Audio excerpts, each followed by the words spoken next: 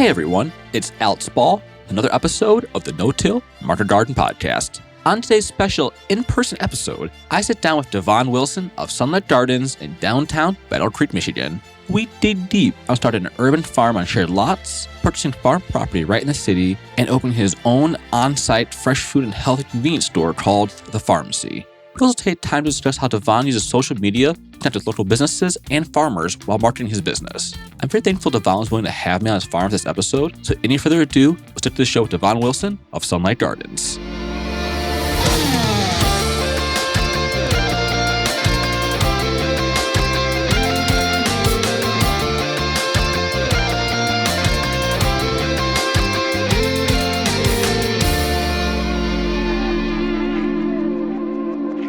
Today's episode of the No-Till Market Garden Podcast is brought to you by Johnny's Selected Seeds. Johnny's Selected Seeds is a proud sponsor of the No-Till Market Garden Podcast. Since 1973, Johnny's has supported farmers and gardeners with superior seeds, tools, and information to help ensure their growing success and help feed their communities and families. The research farm is at the heart of Johnny's, where they trial thousands of varieties and tools every year. Their breeding program uniquely focuses on introducing varieties that meet the needs or solve the challenges mixed market, small farmers, and avid gardeners face. Visit johnnyseeds.com for innovative new varieties and time-tested favorites to grow this season. You can also browse their online growers library, link in the description, for a wealth of free educational resources.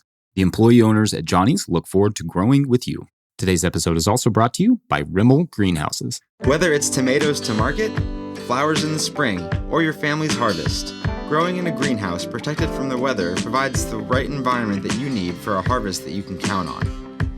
RIMOL Greenhouses are designed for durability and offer the quality that you need to grow productively year-round. Visit rimolgreenhouses.com to get a quote today.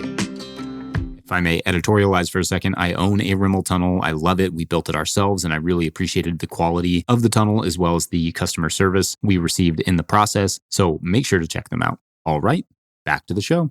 Devon, I'm so excited to have you on the show today, man. It's awesome to be here at your farm location out here in Battle Creek. For our listeners who don't know where Battle Creek is, or what's going on out here, or what's your name, a little bit what's going on in your project out here. Yeah, man. So my name is Devon Wilson, owner of Sunlight Gardens here in Battle Creek, Michigan. We're a 2-acre urban organic farm. We do high tunnel growing out in the field. And yeah, a little bit about Battle Creek. I mean, cereal city, so we have Kellogg and Post here. And so that's, really what our city's known for. But we're small city. It's funny, like geographically, we're one of the biggest cities in Michigan, but our population is pretty small. So we're like a big little city, kind of vibe. And so, yeah, man, not a ton of farming going on here, specifically, but there is some. And, we're just trying to really make a lane for ourselves here and build a market. I've been farming for about 11 years. I started Sunlight Gardens about 6 years ago. We bought this property we're on right now, which is about 10 minutes away from our downtown area. We bought this property at the end of 2020. So this is our third growing season here.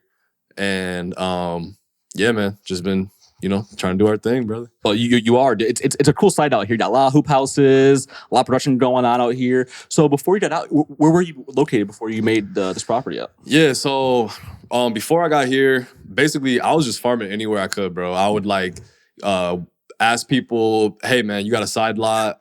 I'll put in a garden. I will literally do this. My main property was at my friend's house. I was like, look, I'll install a garden for you. You can harvest out of it whatever you want, but just let me plant my crops here. And I was growing stuff, taking it to market. That evolved into a situation that I had with a flower farmer over in Soresco, which is about 20 minutes away. And she let me use about a quarter of an acre in a work trade. So I would mow her grass, help her spread compost, whatever. And she would let me, she was really, she is an amazing lady. And she would let me, farm there. And so I would just grow stuff there, take it to market. I had one wholesale account that I would work with. And that's where I was before here. And then so I was doing that for a while. But it was just kind of inconvenient because it was, like I said, 20 minutes away. I was actually doing the BC market at the time. And currently I don't do any farmers market. So we'll talk about that later. But I was like, this is a little inconvenient. She was dealing with her own troubles. She ended up was getting ready to sell her property. And so, anyway, long story short, at the same time, this property became available for sale. And so it was just a really good situation. And like I said, we closed on it in 2020 and came here. Yeah, this is a beautiful property. It has a great, huge corner lot, and also in your amazing building, the Farmacy here, your farm store, which is fantastic. It's super cool looking. So when you got here, was there farming going on here beforehand, or was it just a vacant lot? Yeah, so there was a nonprofit called Sprout that used to operate here. And they were, at the time, like a community gardening nonprofit. I actually worked here. It was my first kind of introduction to farming ever when I was like 15. I volunteered and ended up working for Sprout. So they were operating here. Prior to that, it was a church. Okay. Even before that, there was a church here. So the Farmacy, the building we're in right now, used to be the shed of the church. So then Sprout owned it, was doing some farming here, but nonprofit, it wasn't the most efficient operation. And they ended up leaving and going to Springfield, which is about 15 minutes away. And now they're operating as more of a food hub. Okay. So this property actually sat vacant for, a good 5 or 6 years. So when we got it, there was the skeleton of 2 hoop houses here, really just the steel, no plastic, no baseboards, and then just a really overgrown property. There was no fencing, really just, this kind of broken. Before we renovated this shed, it was just really like a broken down shed. Wasn't really much use in this building. And just a skeleton of those 2 hoop houses. That was about it. Okay, cool. So it was kind of interesting. You kind of went full circle then. You worked here for a little while, then now you own the property. That's pretty amazing. Yeah. No, it's a kind of a crazy journey. Yeah. So yes, that was my first, dip into farming, and then went on to work for a couple other farms in between that. But yeah, man. That's super cool. So did you do any type of training for farming? How did you learn how to do your craft to, bring it down here? Yeah, so I volunteered at Sprout. And then from there, I worked with a farmer named Trent Thompson. And he was operating a farm called Green Gardens, which has now evolved into Of the Land, which is technically in Battle Creek, kind of on the border of Marshall and Battle Creek. And basically, that was my first for-profit experience working at a farm. Obviously, it was a lot different than the nonprofit world. He was doing things way more efficiently, and producing a lot more food, obviously. And so from there, after I worked there for about 2 seasons, left there, and I started Sunlight Gardens the same year that I went to MSU, the Organic Farmer Training Program. So awesome. I went to the OFTP, amazing program, made a lot of good connections there, and definitely solidified. I had some experience in the field and stuff from working on farms, but that was solidified my knowledge and went deeper into obviously the biology of plants and the business side of farming as well. And so, that was really the kind of formal education I had. That's fantastic. Yeah, I know a lot of folks who graduated from that program. They're all amazing farmers. I heard it's a pretty good program they had over there. It is, dude. It's amazing. Yeah, and the connections that I made there, I still have a lot of friends that I talk to that are from that program too. So yeah. And besides the farm, man, I find on Instagram, you're always traveling somewhere. You're always working with some organization. You're always doing something, man. You're busy. You're busy as hell, man. I don't know any other farmer who's out there doing as much as you are doing right now. So, right now, I just saw you were traveling on a bus tour, at a farming bus tour. What was that?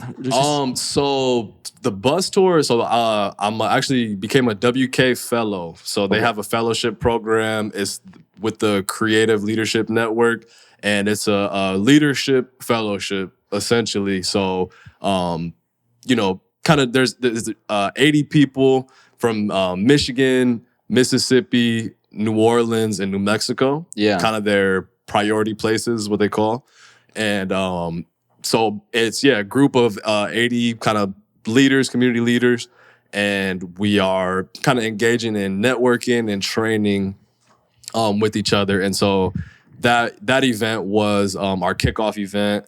And so we, we're staying in the hotel over here. And it's really a lot of like leadership development kind of stuff. It's so important. Meeting other people in the business community around your business is so important. Not just other farmers, but, around town. No, that's helpful. Yeah, so let's learn more about Sunlight Gardens. So we're here at the spot here. How long is your season? I saw you have hoop houses out back. How long are you producing product for usually? So we try to go, almost all year round. We have greens coming out of the hoop houses usually until like February. And then there's kind of, the down period between like February and like April. So usually like April, May time we start getting things in the ground. And then, we, plant our last planting, usually, about beginning of October, and kind of just ride it out, harvesting greens out of the hoop house, during the winter. Okay, cool. Yeah. So, you say you're doing a lot of greens here. Is that what you specialize in mainly on site? Yeah, definitely. Like we specialize in greens, tomatoes, cucumbers, and like bunching greens. So our community has a high demand for collard greens, kale, those kind of bunching greens.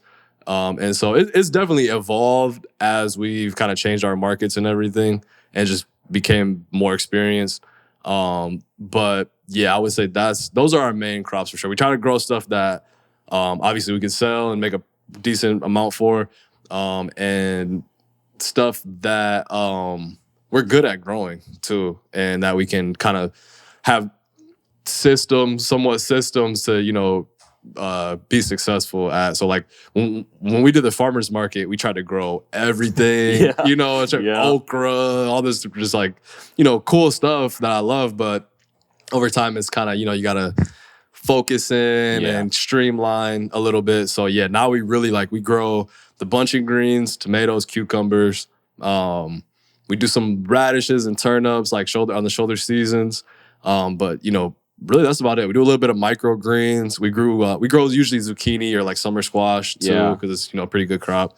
But that's pretty much it. It's like less than 10 crops. Those high value, direct consumer crops that everyone kind of wants. Yeah, completely. When I pulled up and you had a field full of kale and collard looking real good. It's middle of November. It's looking really solid out there. Thank you, man. That looks fantastic. It's really good. So where are you moving that product to? And you have a lot out there. How are you selling all that? Yeah, so like I was kind of saying, we used to do the farmers market, and then the farmers market can be tough. I'm sure it's like if it rains, you might as well just pack up and go home. No one's probably going to come out, and it's labor intensive, right? So what we've evolved into is mainly we do wholesale. So we work with nonprofits, and I love kind of this system we've been evolving into is we work with a nonprofit that is in the food security space or food bank or something like that.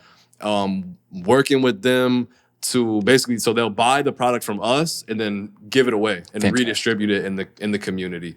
So we are a for-profit business, but it's amazing to work with those nonprofits because something I realized, another thing about the farmers market, it's amazing. I love the farmers market. Don't get me wrong, one of my favorite places. But the people at the farmers market are usually, fairly educated on food. They understand. They have the access to obviously get to the market. They're already in the know, essentially. Where we're located, we are in the lowest income area in Battle Creek, the hood, essentially. And so I realized, kind of quickly, we're growing this food in our community and then taking it to the farmers market and redistributing it to not our community. Yeah, totally. Essentially. Yeah. So I was no one in our community is eating the stuff we grow. So I was that's what made me shift my mindset a little bit. And, because that's my goal is I want to get the food to who is needed to the most. Get the food to people who, really, really need it. are otherwise having access to low quality, cheap food. And so that's kind of, how we've evolved into this model. So yeah, to answer your question, we work wholesale with nonprofits and a couple restaurant accounts. And then now we have the market, obviously. So we have our direct to consumer space here.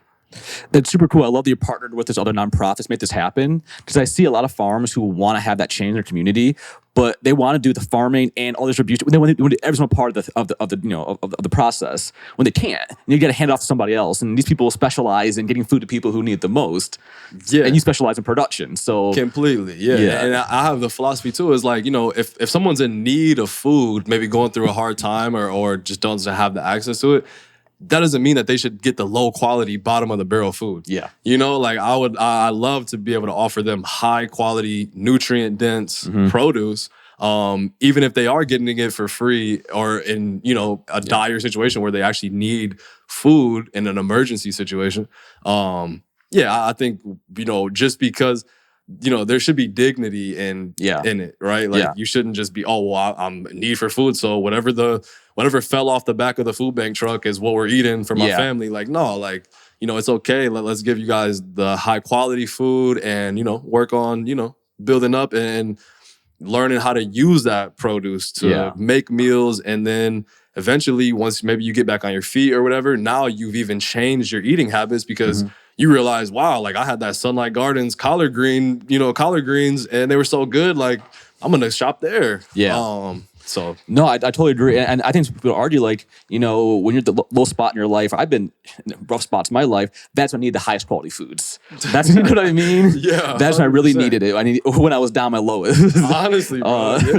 No, seriously, man, that's a great point. And if we're gonna grow the sector, the fresh food sector, direct to community produce, like you have to start out and train people. It's training for all of us, right? So you said folks have it here, then once they're a little better. Oh, hey, I know where that produce from. Go back there. You to build that clientele around yourself. 100%. Yeah. You mentioned earlier, your farm shed. Well, the shed this is a nice building. This is a cool spot, man. So you got a nice, beautiful farm store. That's where we're recording at today. So maybe tell us a little more about your farm store, the Farmacy. No, thank you, man. Essentially, this was when we bought the property at the end of 2020, obviously came with this building.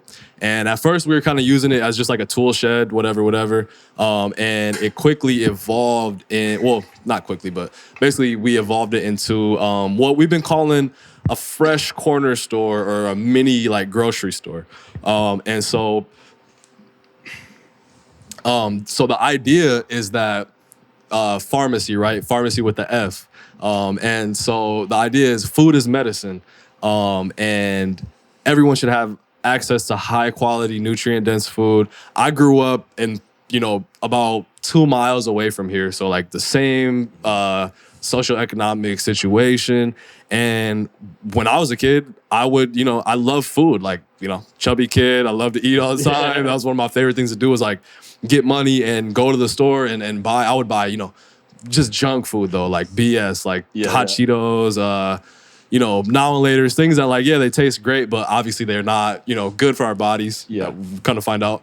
And so the idea behind Farmacy is, food is medicine. Everything at Farmacy is healthier, simple ingredients that are good and healing for your body rather than the opposite. And the also idea is to make it fun and familiar. Going back to the farmer's market, it's not very accessible for the average person in our community. There's short hours, it's once a week, twice a week, whatever. Sometimes they're far away, you gotta drive there. And so the idea is I kind of have this three make it fun, familiar, and flavorful. Okay, yeah, that. Kind of 3 Fs, I guess. Yeah. Fun, familiar, flavorful. And so that was really the idea, man, is there's a farm stand on every farm, usually. Not every farm, but a lot of farms have farm stands. Yeah. And pretty much every community like this has a convenience store or a liquor store, whatever. Yeah. And so the idea is kind of combine the two, right? So we're a fresh convenience store. So we have snacks and the drinks and like stuff you can just pick up and snack on really easily, whatever. But we also have fresh produce, all from Michigan. Watermelon, apples, the greens, and everything we grow here. And so that was really the idea, is to offer another option. Everybody deserves like flavorful, healthy food, and so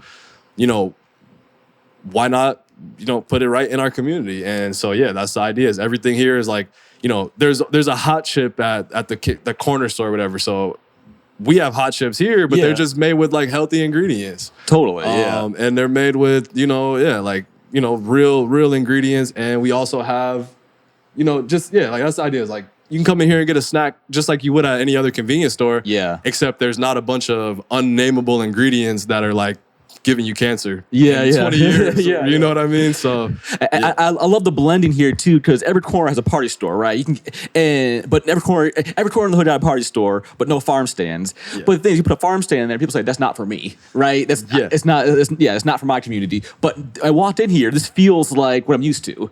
It feels awesome. like the corner party store, but the item's just a little more elevated. I love that, because I worked with a lot of other folks who do farm stands, do projects like this, and the thing they always say is that once they get developed, they're unrelatable projects, right? They still bring in that same clientele from the farmers market. Yeah, they just drive from the farmers market to the hood that use the store. Yeah. So you have something that's familiar to everybody to use. Yeah, I love it, man. It's beautiful in here. Thank you, brother. No, I appreciate that. That's good to hear, because that's definitely the goal too. Is like make it familiar, Yeah. So well, it has to be, right? It has to be. If we're going to use something, it has to be something we understand, something we know. 100%. I love you got wash tanks in here. So are you doing some value-added stuff in here? Are you doing some processing? What's going on in here? Yeah. So as of right now, we aren't, but we did get our food processing license. And so that is kind of the next phase in this project. So right now we're kind of in the, we opened up, we got people shopping here. We have amazing products. And so now the next step is to, actually do the value add stuff. And so I didn't mention, but we do accept EBT and SNAP. And so actually today we're supposed to be getting our double up verification. Congratulations. To be doing that. Thank you. Really excited about that. And for those who don't know, Double Up is a Michigan program that will match the federal EBT fund. So it's great. It doubles the amount of fresh food going to folks. Is it Michigan produce or is it just fresh produce? I believe just fresh produce. Okay, yeah. It could be Michigan produce. Don't quote me on that. Remember. But it's $20 every day. They can double up. So I mean, that's free $20 every day. That's huge for especially a family on a budget. Yes, could be pretty game changing. Yeah. So and that's the difference, of like someone saying, I don't deal with that. If they can double up their money, like, well, now fresh food might be a better option for them. 100%. Yeah, I give a lot of credit to the Fair Food Network for creating that program, because it's really a great way, I think, to incentivize eating healthy. Yeah, and I think that is kind of a big, going to be a big key into actually, having a change in the way people eat and the food system in general. Yeah, I totally agree with you. So to get this farm store, the pharmacy up and running, man, how much does this cost? Man, this is how long it take you to build this? Do you have the coolers, and how are you supplying some of the products that you don't produce? How are you filling the whole store out? Yeah, so essentially, that's a lot of questions. Sorry. No, you're good. The combo, I want to know. So basically, how it kind of came about was I always had this idea in the back of my head, because starting in farming and I guess working in the farmers markets and things like that, started to realize, okay, how can we really make food more accessible? So I didn't really mention, but Sunlight Garden, our mission is to increase access to local food and inspire the next generation of farmers. Kind of, two parts. But so increasing access to local food, I mean, that's a loaded statement, and it's more than just putting up a farm stand, right? Yes, totally. Because that's not necessarily accessible to everybody. And so in the vein of increasing access to local food, this was always an idea in my head. Like, I grew up going to the corner store. Why can't we have fresh stuff in the corner store, whatever. So being in Battle Creek, we end up working with Kellogg's. And so Kellogg Company has honestly been very supportive of us. Great. And so they send out a lot of volunteers. They had a program called the Black History Every Month program, and they highlighted our farm for that program, kind of celebrating like Black entrepreneurs and things like that. And so, long story short, we have a good relationship with Kellogg's. They're great partners to us. And so them coming out and working, we end up talking, having these conversations, and me being me, I'm kind of just dreaming and talking myself. And I'm like, hey, I always had this idea to do this. Wouldn't this be cool? And there's a woman, amazing woman, Stephanie Slingerman, and she, talking to her about it, and she was like, you know what, Devon, like, let's do that. Like, I want to help you do that. I'm like, all right, well, okay, let's see how we can make it happen. And so essentially, how it ended up breaking down is Kellogg partnered with United Way, gave us a grant for $25,000, and we pretty much took that and started running with it. And they really believed in the vision. They gave us a lot of freedom to do it how we wanted to do it. They just said, hey, cut us a check and say, hey, we believe in this. And so essentially we started to rehab the building. And going back to, like I said, this building was in terrible shape. There was a huge hole in the roof. The shingles were in terrible shape. There were like random like half walls and stuff in here.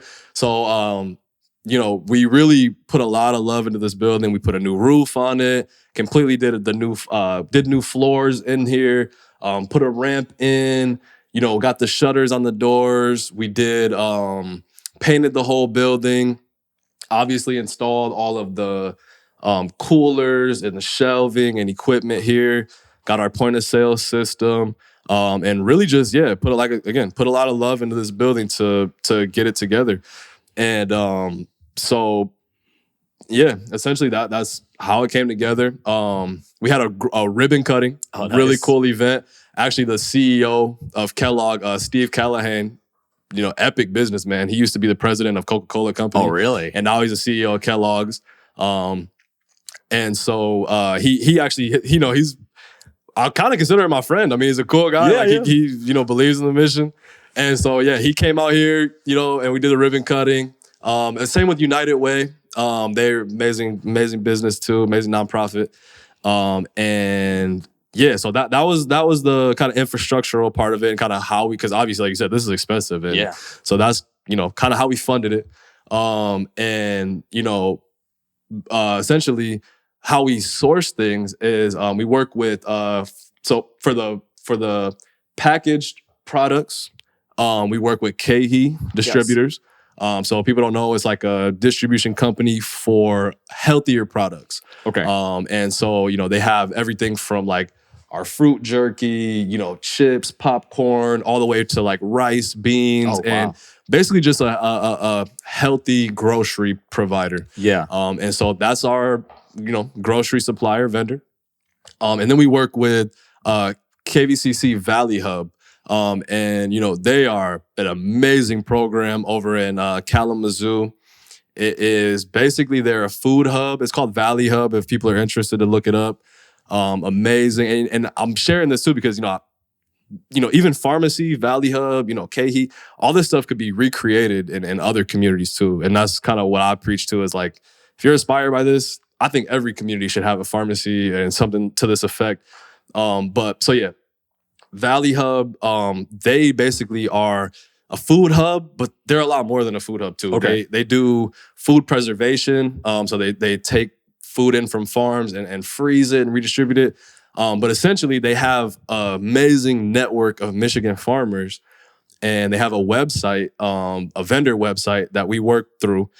And so basically we go on the website, and I mean, they have everything on the website from all over Michigan, and we order from there, and they'll come and actually deliver it to us. So you kind of ask like, all the other stuff that we don't grow, that's where like our watermelons and apples and a lot of the fruit. And we also get some vegetables and stuff too that we don't grow here through Valley Hub. So That's super cool. Yeah. It sounds like you really partnered with a lot of people to make this happen. Yeah. And like, it's really impressive. It sounds like you've gone out there, done the work, and talked to people. Because it sounds like I feel like a lot of times people want someone to come by and drop off a check for $25,000, but you got to do the work ahead of time. Go and meet the people, make the connections, and sell your story. You have to. 100%, man. So people are out there. How do they just started? People in the community. How do they meet other people to work with them? You seem so outgoing. You're always out there doing something. How do they? How do they be like you? That's a good question. And I think really it comes down to, man, just honestly believing in yourself, having somewhat of a clear vision. You don't have to have everything figured out, but like I knew what kind of store I wanted to make. And so, yeah, having a clear vision and being confident in it. And like you said, the storytelling behind it. Like, I truly believe one of the most valuable skills to have is storytelling. I mean, even if you think about a business plan is a story at the end of the day. I mean, it has numbers and financials attached to it. But if you can't explain why it's going to work or why it's needed, it's not going to be powerful. And so I think, I would just encourage people to, first of all, you have to love this and want to do it. I mean, that too, like better than a lot of people. Like, there's ups and downs in this game, and you have to be pretty passionate and willing to ride through the low moments. But I believe if you're very passionate about what you do, and you put yourself out there, things will kind of fall into place, so to speak. And like you said, it's a lot of work that does go into it behind the scenes. I mean, probably sounds a little simpler than it was just talking about it. But yeah, I believe that if you have a clear vision, you're passionate, you're confident in yourself, and you can somewhat articulate what you want to do and tell the story and sell it a little bit, there's a lot of money in this world, man. 100%. Yes, there is. And it's just a matter of accessing it. And I think if you have, kind of a pure heart in what you're doing and it makes sense, then the right people will find you, or you'll find the right people. And man, I don't want to get too heady, but even just manifestation. I truly believe in, when you really believe in something, and it's not just like, oh, I'm going to sit here and think about it and tell myself it's going to happen, it's going to happen. No, it's like you have to do that, but you also have to put in the work behind it. But to be honest with you, man, a lot of people have reached out to me because I put a lot of stuff out on social media. So that's a big key to it too, I think, is put yourself out there. If you're just working really hard and you're, heads down in the field all the time, that's great, but you're not going to have that outreach and exposure to help you kind of grow and get yourself out there. So, yeah, I really just think you have to, use social media as much as you can. It's hard. It's a full-time job, posting and stuff. Like, it really is. But it's worth it. And that's, again, man, a lot of people will reach out to me and say, hey, Devon, dude, I see you're doing this and that. It's really cool. How can I help? How can I get involved? So that's something I tell people, businesses too. A lot of times businesses are looking for volunteer opportunities. And that would be a great part, kind of to wrap this up, just this part, be willing to allow people to come and volunteer on your property, especially businesses, because that's again, going back to the beginning of the story, that's how this started. Kellogg's was just out here volunteering, and I was just yapping to them about what I wanted to do. And there was cool enough, Stephanie was actually like, hey, I think we can make this happen. And so, yeah, man, I think, it's working with businesses has been a great thing for us because,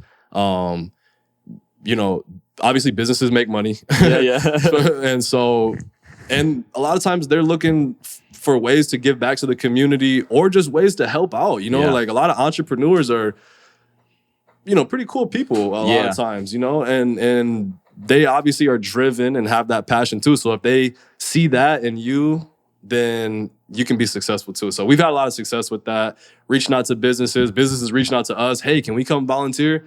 And don't get me wrong, I know sometimes volunteering, having people volunteer at your farm can be what am I trying to say? Like, sometimes it's hard. It's a lot of work. It's a lot of work. Man. Yeah, it's a lot of work. It's a skill set in itself to be able to manage volunteers and make it useful. Yeah. Because, farming is a skill, and not everybody knows how to do it. So if you have, Kellogg's has literally sent 100 volunteers out here at a time before. Yeah. Managing 100 people who have maybe never been on a farm and stuff can be crazy. But for me, it's been about, okay, well, what can 100 people do that don't have any farming experience? Well, they can put mulch in a wheelbarrow and mulch an area for me. Yeah. They can spread compost and help me build beds. And so, I think that's where we've had a lot of success, man, is taking on those volunteer opportunities, telling the story, and getting it out there. Yeah, no, I that's amazing. I totally agree with you. I think this last year, my own business, we started working with other businesses more often. And in the past, I was afraid to ask for things. I didn't want to put people out. I thought, inconveniencing people. Now, just ask them for it. And a lot of times people are like, oh, yeah, sure. Yeah. They'll give it to you. But, kind of raising a very kind of like, keep yourself community, teach yourself family. So no, I don't want to put people out, but no, some entrepreneurs want to help people around them. They want to help the community. That's right. And all they need is opportunity or someone even to recognize that need is there. And it sounds like, through social media, telling people your story or have people out here, you're really able to reach those people and grow. Yeah, most definitely, man. And learn from them too, right? Like the CEO of Kellogg, man, he gave me book recommendations and different things like that. And, we're trying to grow and one day eventually be on the scale of Kellogg's or something like that too, And so, it's like, it's a big learning opportunity too.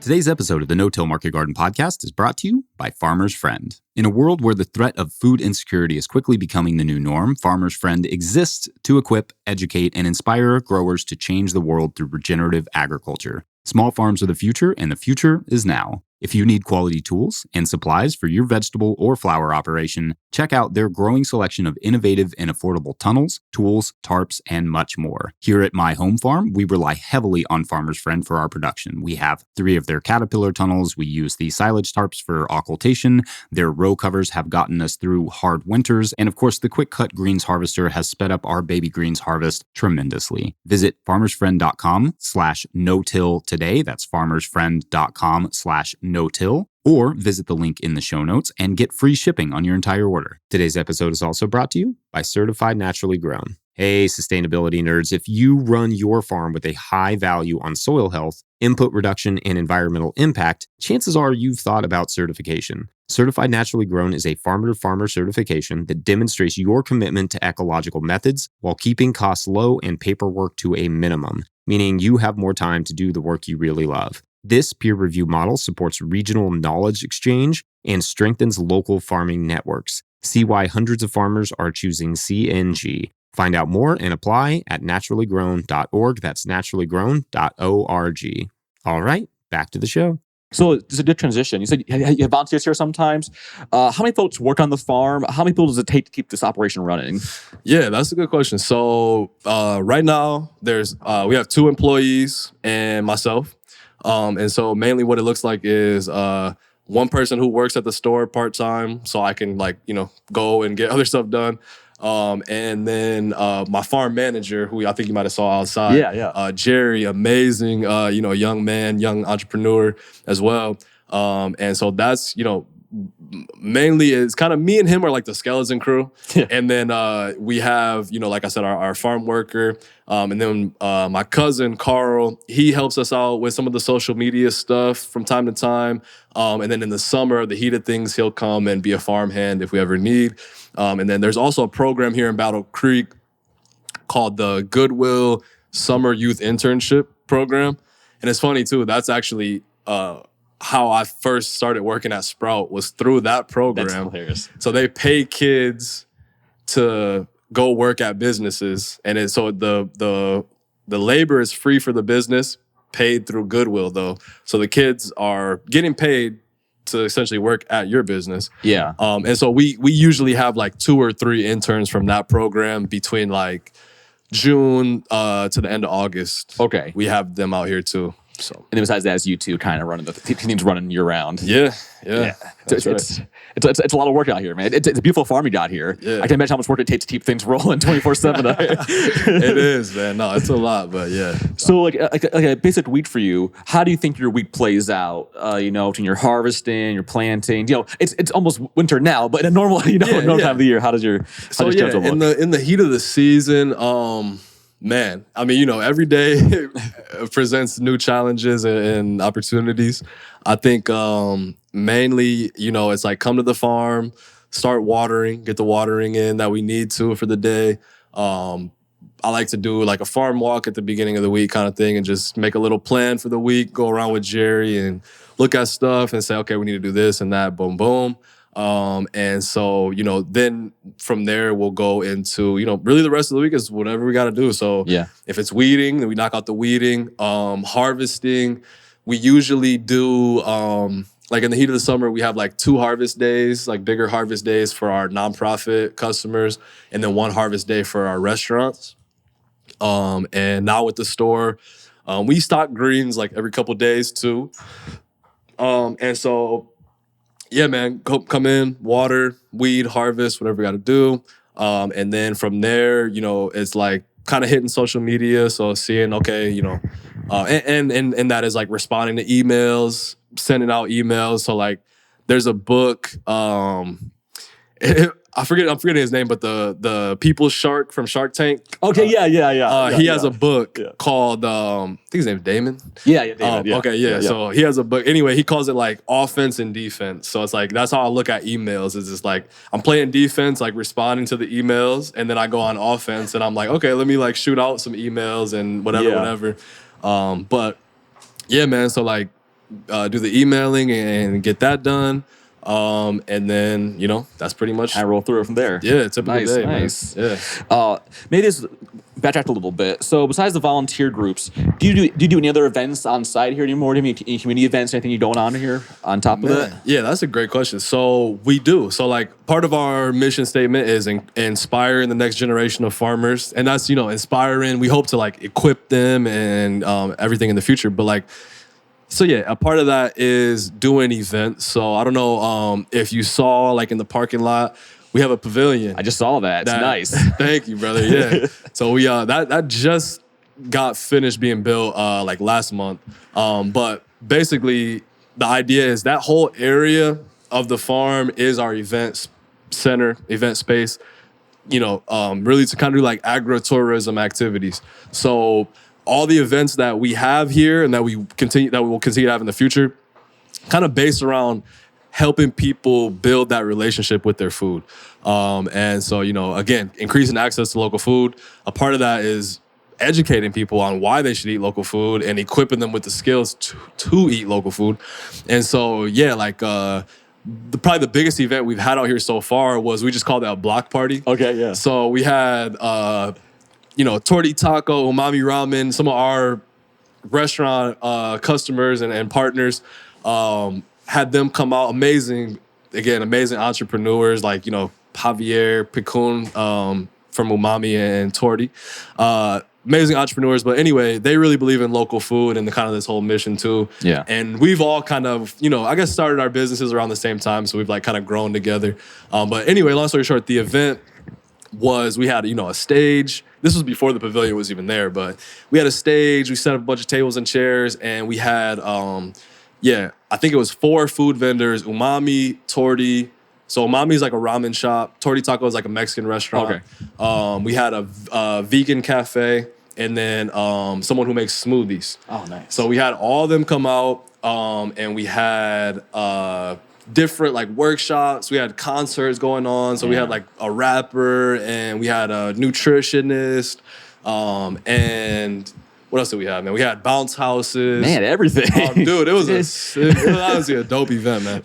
But like, so long story short, that was too like partnering with other, foundations, nonprofits and businesses in our community to put this on. Cause obviously it's expensive to do it, but everything was free. So we had basically, so if you were going to the event, you came in, there were all these vendors and you could go and try all this different type of food for free. Nice. That was using some of our produce in every meal. And you got to, check out the concert, check out the workshops about, one of the workshops was like how to feed your family with $10 in a crock pot meal. I like that. Yeah. Super cool. And there was also some food preservation stuff we did that day. And yeah, so we also gave away some crock pots that day. We gave away some wok sets, like cooking pans. And yeah, man, like that's really the idea is like to continue to do events like that. Yeah. A quick story I'll share from that. Like we had this, it was a pretty successful turnout. One of the kids went to Umami, got some ramen, and he was like, so she was doing like noodles, vegetables, and meat, little sample size plate, whatever. The kid was like, look, I don't want any vegetables on my plate. Like, I don't eat veggies, like whatever. And Pakun, the owner, is so cool. She's like, okay, well, I'm just gonna like put them on the side over here. So you have your noodles and meat right here that you're used to, but the veggies are just on the side. Just try them if you want to. You don't have to. Kid eats it, loves it. So then he comes back. He's like, I want another one, but this time give me everything. Yeah. So it's like, that's the kind of effect we're trying to have. Yeah. On our community with our events, really. Yeah, exactly. Interesting people, letting people try these things in their own way, slowly like scaffolding them into eating fresh foods. Exactly. Yeah, it takes time. You know how it is. Some people might not feel comfortable. A lot of these restaurants are downtown. They might be expensive, whatever it is, or just not familiar. Going back to the familiarity of things, and so these opportunities are like, okay, maybe you don't want to go over here. We'll bring them to you. Yeah. And put it in our community and just try it. Like, exactly. You hit it on the head, bro. Like, just try it. And so that's the idea with the events, man, is continue to do stuff like that. We want to have a lot of classes, workshops, teaching people how to cook, preserve food, make it taste good. I'm big on flavor and making stuff taste like I really believe, healthy food should taste good too. Yeah. It's not just like a plain salad and like green juice, you know what I mean? Like it should taste good. And local food tastes way better, I'm sure a lot of people listening to this podcast know that. Like the flavor is uncomparable when you home grow it or you get it from a local farmer. That tomato that you get from your farmer and then the tomato that you find in a grocery store or whatever is just like uncomparable. It's like two different fruits, man. Yeah, exactly. And so, man, it's really fun. And that's kind of the idea behind, you ask like, events, like that's the idea behind our events is like, we want to end, but, to that point, we're also looking at it as a revenue stream for the business too.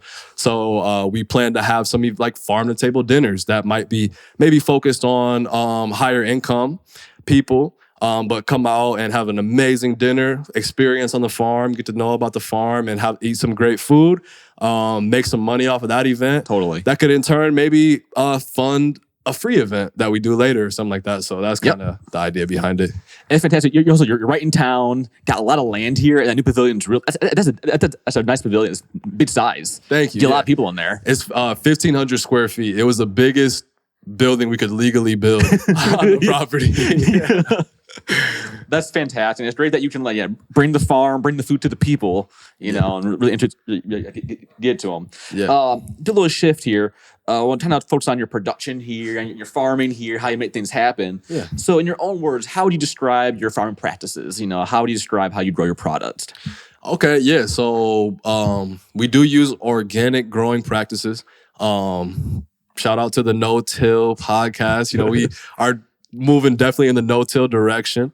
I have a kind of philosophy. It's a quote, and I don't know where it's from, but I heard it and I love it. It's observe nature thoroughly rather than labor thoughtlessly. I like that. And so that's kind of my thought on it, man. Is like I observe it, and I'm kind of a young farmer. I mean, I'm 26 right now, so I'm obviously still learning a lot all the time. It's like a never-ending learning journey, bro. But basically, that is my philosophy. Is I want to observe the way that things are, and I want to basically just be like the sidekick to Mother Nature. you know what I mean? Like, I don't think anyone's smarter than Mother Nature. Obviously, they got it figured out for a long time. Yeah. The earth knows what it's doing, and that's kind of, I feel like, is my job, is to be a sidekick to the plants and to the soil, and build it up. And so, yeah, man, we do no-till practices. We try to spray as minimum as we can, even like the organic sprays and BT and stuff like that. Try to really keep it down to a minimum. We use organic seeds when we can. Actually been getting into more seed saving. Oh, cool. So like that's such a rewarding thing, dude. Like we saved our own cilantro seeds this year. And like it was my first time doing it. And I'm like, man, this is like just feels good. And it's, again, like nature is so naturally abundant. It's almost insane. And so, man, that's kind of our style. Cool, yeah. And I feel like when you do less, I mean, it's doing less is less labor, and like and labor costs money. That costs something. Yeah. You saying you're building your soils up? Do you use compost for your soils? Is that kind of, you do a lot of that kind of composting here? Correct. Yeah, we do a lot of compost. We work with a landscaper that they make pretty good compost. There's a lot of like composted grass clippings and leaves and a little bit of manure. And so we work with them. But that being said, we are in the process of building our composting facility. So we're in an equip contract, the NRCS. And so we're going to be, I don't know if you saw, but we have a huge pile over there. I did. Compost. The mushroom blots. I saw. Yeah, man. So shout out to Dan from Sprout It over in Plainwell, Sprout It Farms. And he's an amazing, mad scientist of a mushroom grower. Okay, nice. Just a really cool guy too. And so, he donates his spent mushroom blocks to us. And then that, in addition to obviously our plant waste and stuff, we've been making our own compost. And so right now we're kind of just piling. We turn it. It's we have shovels. Like we don't even have a tractor yet. Or that's kind of another one of the next steps that we'll be taking. But like, so we turn it when we can. But basically, we're just accumulating all this organic matter, and we're gonna really start producing compost. And the idea is to have that be another revenue stream for us, and also save us cost of buying compost. As you know, like compost is not cheap. No. And being organic, you kind of tend to use a lot of it. And so, man, that's the idea, is to eventually be able to produce our own really high quality compost. I'm in the middle of nailing in a couple partnerships with local restaurants.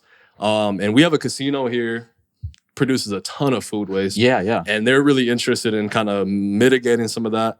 And so, we're going to be eventually working with them, taking their food waste, mushroom blocks from Dan, our stuff from the farm, and just creating some super soil, man, is the idea.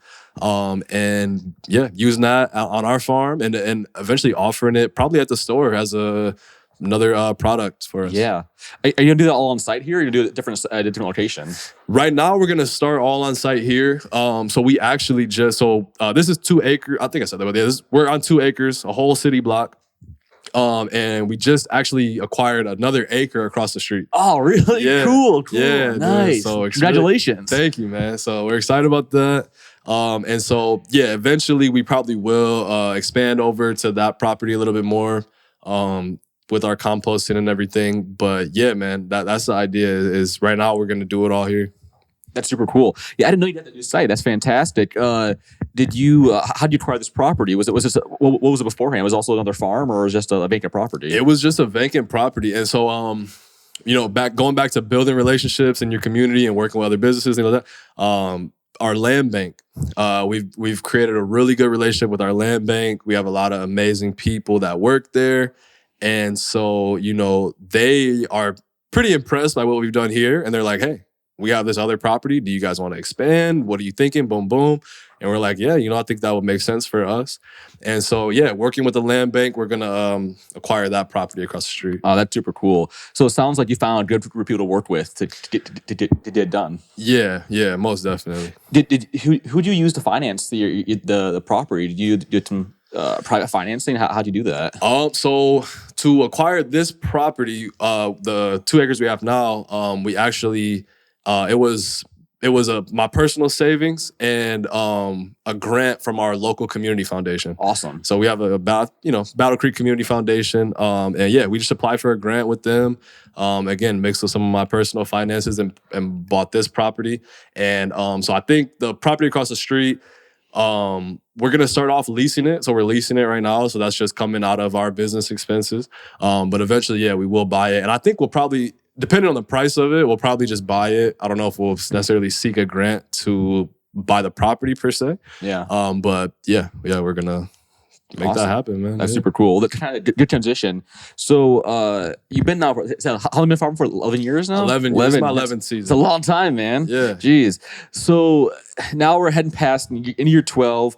What are some of your long-term financial goals for the pharmacy, or maybe for the business itself, but the pharmacy as well? What are some of your goals? Yeah. So I would say, so the idea is, I was kind of saying, I think a lot of neighborhoods could really benefit from having a Sunlight Garden style farm and a pharmacy market. So the idea is to actually replicate this on the other side of town. So we're working right now. We have a building nailed down, and the guy that owns the building is super interested in the concept. It's a lot larger of a building. And so the idea is hopefully actually have a meeting in a couple weeks, but we're going to replicate this on a larger scale over on the other side of town. So we're going to build a bigger pharmacy.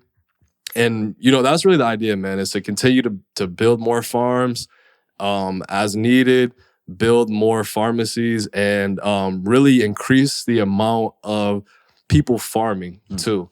And so, my idea is not like to get like super rich and just go like move to LA or whatever. It's like, I, realize, hey, shit is expensive, right? Yeah. Stuff costs a lot of money. And so the idea is, we're going to acquire as much money and capital as we can to continue our mission, increase. And that's something, that's one of the reasons that I have been intentional to never become a nonprofit. And that's not to say maybe we won't have like a nonprofit arm in the future. Who knows what will come in the future. But my thing is, we have to stay rooted in our mission, increasing access to local food, inspiring the next generation of farmers. As you probably know, the average age of a farmer is just up there, brother. Like, it's skyrocketing. It's massive. I went to a fly-in with the National Farmers Union in September. And honestly, bro, the average age of the farmers, they were like 70 years old. Just in that room. And amazing people. That's nothing against them, but it's just like, hey, we got to eat, man. So we need to continue to have more farmers. So that's the idea, is like, make as much money as we can, become profitable, and really inspire people to start farming, because like, farming is hard, and it's hard to like make money farming. It is truly, I've come to find out like, it is.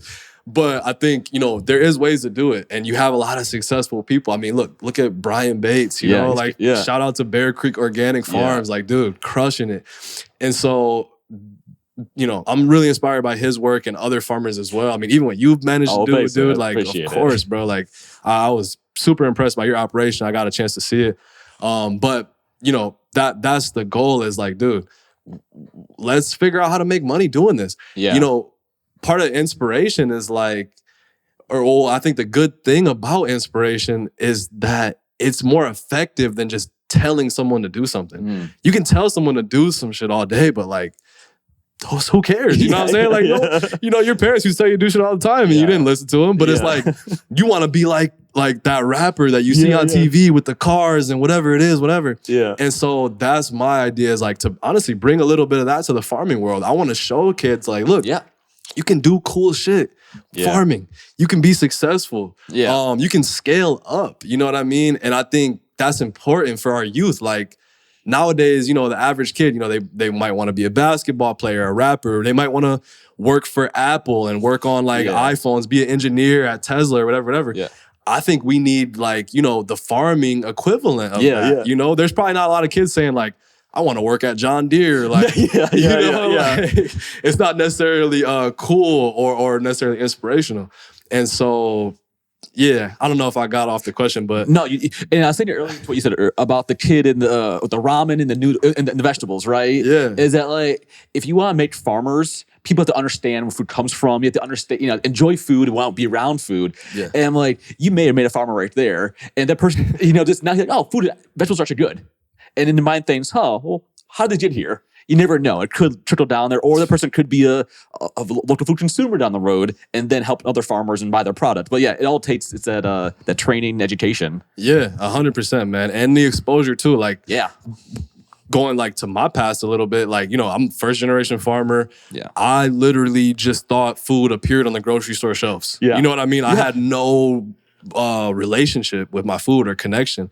And so when I started to do research and use the internet and find out about stuff, I'm like, wow, there's this whole industry of agriculture. Like, this is insane. And then I actually got the chance to go onto these farms, man. And like, I was inspired by Trent. And like from Green Gardens and Sensori's from Sensori Organic Farms, which is an amazing organic farm. I buy from them all the time, actually. Say it? I buy from them all the time, actually. Really? Let's go. Yeah, Sensori is fantastic. Dude, they're amazing. Epic, man. Yeah. Epic. I love Anthony and his father and then their whole team, dude. Like, super inspirational to me too. And so, that exactly what you're saying. It's like, if you don't know, you don't know. Yeah. We're like kind of engulfed in this world now. So it's like, we think about this stuff every day. We know about bok choy and all this random stuff that people probably never heard of. And I sometimes think it's easy to forget where we came from. And it's like, dude, these kids growing up today, TikTok, Roblox. Yeah. You know what I mean? Like, they don't know about soil and seeds and where food is coming from. But that's one of the things. So we do some educational outreach and stuff too. And man, I've come to find, like, if you allow a kid to like put a radish seed in the ground, watch it grow, and then they eat it, that can change their life. Yes, like, exactly. Not even being dramatic. Like, it does. It can literally change their life and their whole perspective on food and eating and health. And I think also independence, because once they understand that they can make something that they need, then their mindset changes a little bit, right? Yeah. Because it's not just I go to the store and get my Gatorade and that's the food I get. Now I understand, if it hits a fan, I can eat food. I can survive. Yeah. But but you have to create that connection. Yeah. Seed in the ground, the 30-day radish that really connects really quickly. That food's a thing. For it's sure. Living, yeah. For sure, bro. Yeah. I like to say, like, we think we're so smart and advanced as humans, but it's like the average person doesn't even know how to grow their own food. Yeah. And it's like a deer. They know where to get their food. They know where to get fresh water. You can't say the same thing about, average like kid in New York or whatever. Yeah. Like you said, it hits the fan. We're kind of just ass out. What do we do? Like, exactly. So it's like, yeah, man, I'm interested in inspiring that in kids and like showing them and having that remembering my past and how disconnected I was, eating Tyson chicken and this and that, like just not understanding the food system at all. So I'm same way. Grew up in a hot dog and ramen family. That's kind of like that's what you eat. And like, I remember my very first garden, I put in I thought it was spinach. I put the spinach in the ground, and like 30 days later, I'm like, wow, the spinach is starting to the roots are starting to bulb up. What's going on? It was turnips. I had no idea. I didn't even know what the seed was. But and I thought, oh yeah, I'm a farmer. Year one, I know what I'm doing. I do nothing, right? Yeah. You guys said it earlier. I feel like, everything we do is wrapped up in agriculture. And every day I go out there, I meet other farmers, I see other farms and realize I know nothing.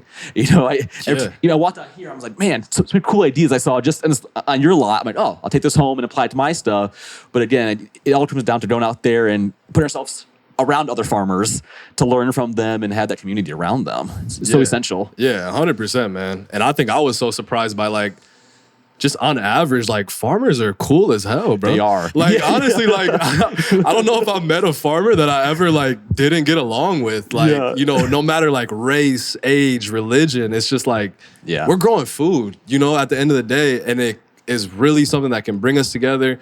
And I don't know, something about working outside, man. It's just makes you happy. And I mean, dude, farmers are just cool people to be around, Yeah. bro, to be honest. Like, And especially being an urban farmer, it's great because, the urban-rural divide, you have a lot of things you don't have in common with these people, right? You have very different cultures, religions, backgrounds, or whatever. Right. But if we can both settle down that we both like growing food and understand what's going on, that helps push through a lot of other boundaries. for sure. And like the connections. I've definitely found that, man. Like, yeah, even the rural farmers, like, it's a little intimidating. I'm on 2 acres. Yeah. You run into a farmer that's managing 50,000 acres or whatever. Like, I was actually talking to these guys just a couple months ago.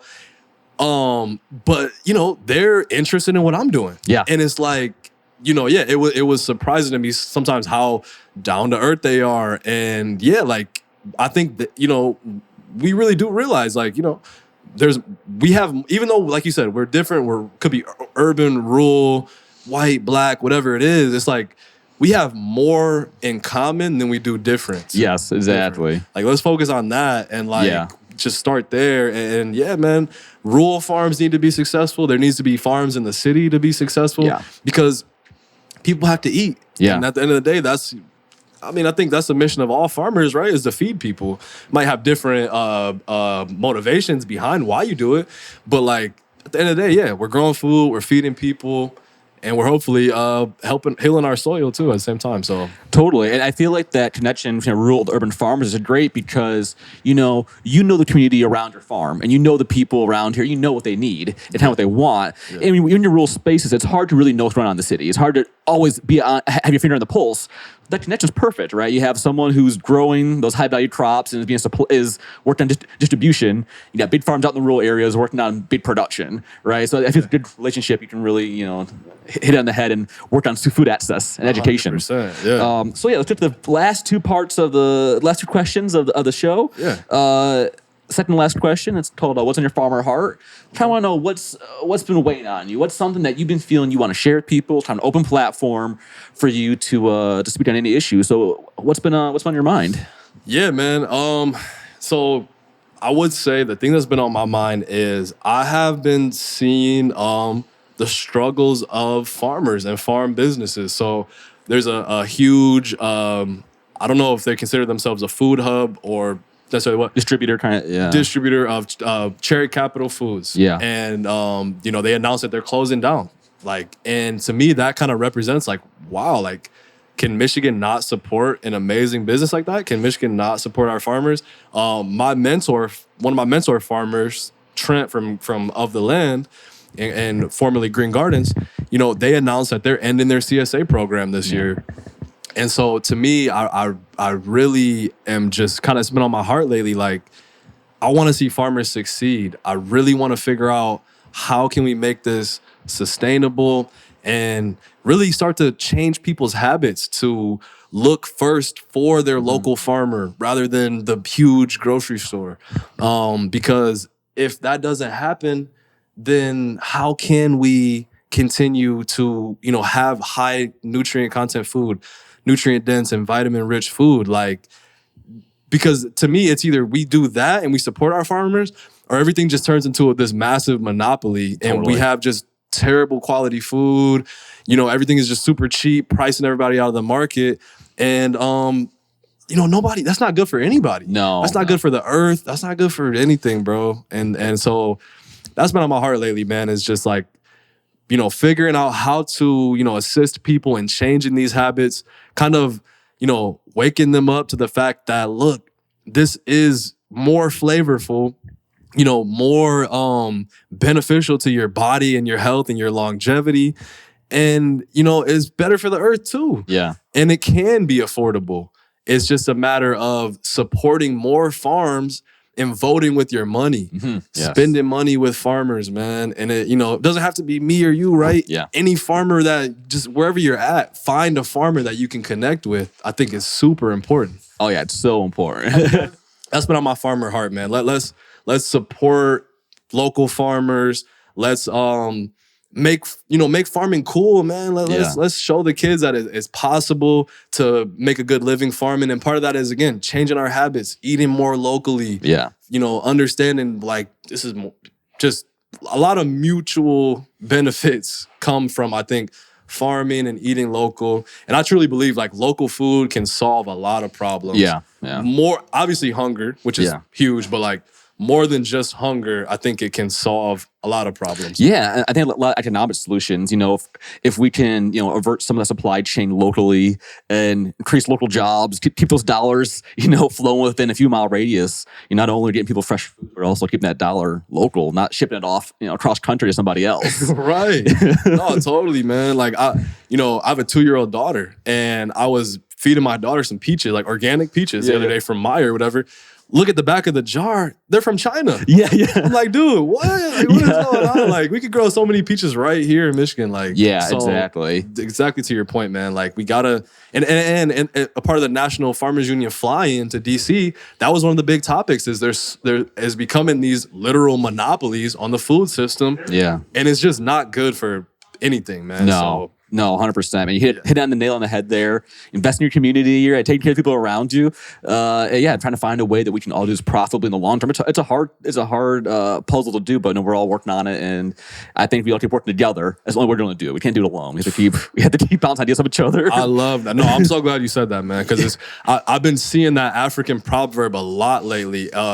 If you want to go fast, go alone. If you want to go far, go together. 100%, man. And that's been hitting me like lately, bro. And you just said it too. Like, we got to work together because it's a big problem and a crazy, probably complex puzzle.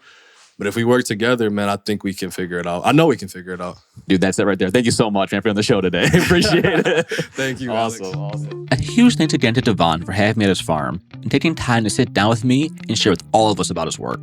I'll for sure have to come back in the near future for a follow-up interview and to keep watching their farm store grow as they work to feed folks fresh and local food options in Battle Creek, Michigan. To follow along with their journey, you should check them out on social media, and I'll link to all of that in the show notes. If you want to follow what I'm up to on a daily basis or reach out to me personally, you can follow me on Instagram at Old City Acres. Thanks so much for listening, y'all. Until next time, stay safe, have fun, and try not to work too hard.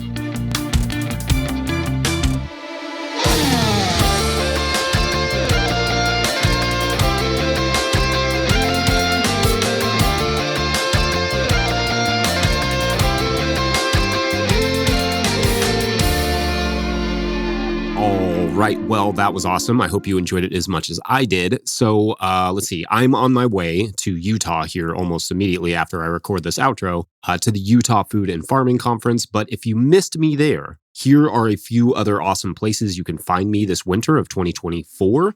Later this month of January, I will, of course, as always, be at the Organic Association of Kentucky conference called Oak, here like 15 minutes from my home farm. Then I am super excited to be doing a Nerdy Farmer Jesse workshop in mid-February with the Dallas Innercity growers.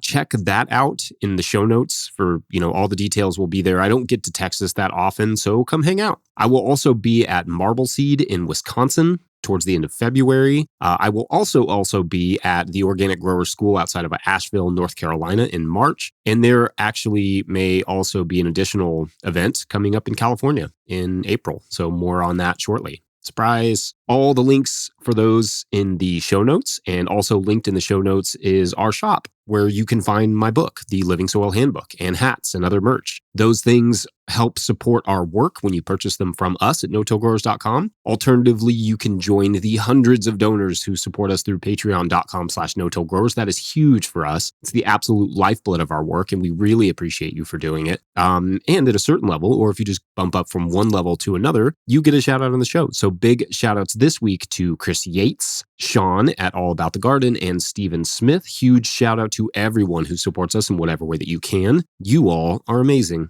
Otherwise, thanks for listening. We'll catch you next week. Bye.